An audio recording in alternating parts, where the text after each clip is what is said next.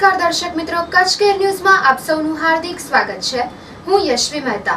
દર્શક મિત્રો, બુલેટિનની શરૂઆત કરીએ આજના સુવિચારથી।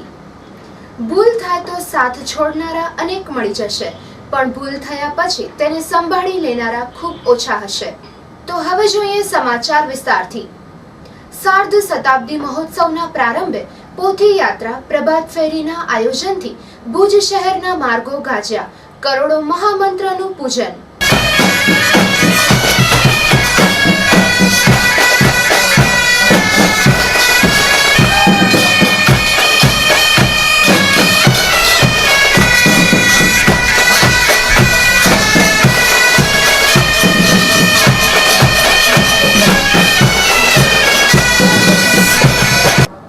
કચ્છ રાજે જે મૂર્તિ ઉઠાડવા ફરમાન જારી કર્યું હતું તે પુણ્ય પ્રતાપી હરિકૃષ્ણ મહારાજની પ્રતિમાના કારણે કચ્છ અને કચ્છના સત્સંગ બાગ મગમગે તેવી ઉદ્ઘોષણા સહ ભુજ નરનારાયણ દેવ મંદિર ખાતે સાર્ધ શતાબ્દી મહોત્સવનું મંગલાચરણ થયું હતું। મંગળવારે સવારે પ્રભાત ફેરી, સાંજે દબદબાભેર નીકળેલી પોથી યાત્રાએ પરિવેશ ગાજ્યો હતો। 7 દિવસીય મહોત્સવના સપ્તરંગી આયોજનમાં સુવર્ણ રત્ન જડિત મુગુટ અર્પણ વિધિ, સત્સંગી જીવન પારાયણ અને મહાવિષ્ણુ યાગ સહિતના અનેકવિધ પ્રસંગો સંપાદિત કરાશે। આરાધ્ય સ્વરૂપ એવા શ્રી હરિકૃષ્ણ મહારાજ સાક્ષાત છે, તેને સેવવાથી જીવ અક્ષરધામમાં પહોંચે છે તેવી વાત કરતા ભુજ મંદિરના મહંત પુરાણી ધર્મનંદન દાસજી સ્વામીએ કચ્છ સત્સંગ સ્વામિનારાયણ તાબા મંદિરના નૈરોબીના ઔદાર્યપૂર્ણ યજમાન પદે મહોત્સવ ઐતિહાસિક બનશે એમ કહેતા સફળતાના શુભાશીષ પાઠવ્યા હતા। વરિષ્ઠ સંત પુરાણી પ્રેમ પ્રકાશ દાસજી, વરિષ્ઠ કોઠારી પાર્ષદવર્ય જાદવજી ભગતે તમામ યજમાનોને સુખમય જીવનના આશીર્વાદ આપતા સેવાને અજોડ લેખાવી હતી। મયુરાકૃતિથી સુશોભિત મહોત્સવના વિશાળ મંચ પરથી હરિભક્તોએ કરેલા કરોડો શ્રી સ્વામિનારાયણ મહામંત્ર પાઠનો આંક જાહેર કર્યો હતો।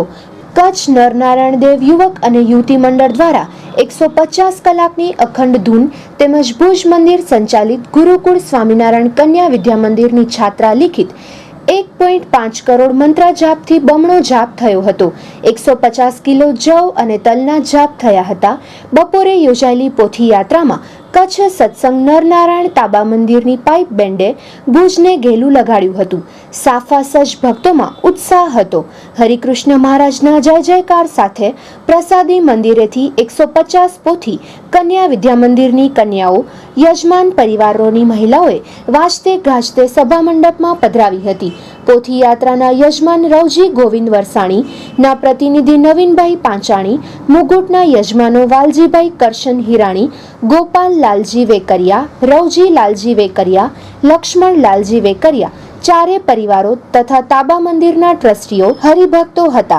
તો મંદિરના વહીવટી કોઠારી રામજીભાઈ દેવજી વેકરિયા, ઉપકોઠારી મુરજીભાઈ કરશન સિયાણી આદિ ટ્રસ્ટી મંડળના સભ્યો માર્ગદર્શિત કરી રહ્યા હતા।